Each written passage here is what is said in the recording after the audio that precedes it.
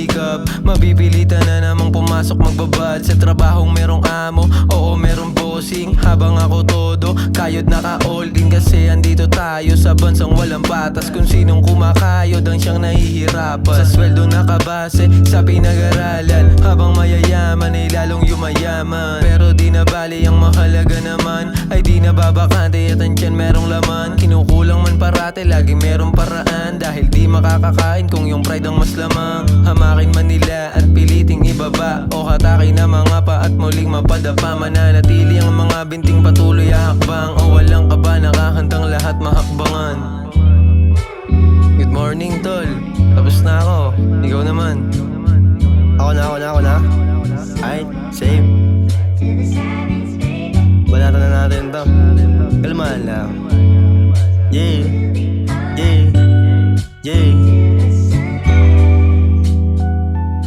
Okay, good morning. Masarap ang gising. Di na namalayang sa pera ako'y alipin. Kailangan kong sipagan, madami pang bayarin. Isipin na kailangan ko lahat na lutasin.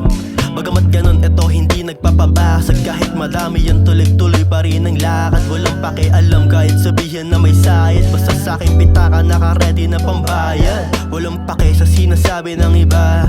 Sarili ko lang at ako lang mag-isa. Laban sa mga walang alam na pabida. Di matatawaran sipag kong dinadala. Laging dala sarili kahit saan makarating. Ako din ang salaring kung sakali na maaneng. Kaya mga pagkaya sa dilim na kalibing, gagawing realidad aking mga hinihiling. Yeah. Oo na, tapos na ako. Ikaw naman, Giz. Banat. Ako na pala? G, nakagising ko lang eh. Pakinggan niyo to. Okay, good morning. Okay, good morning.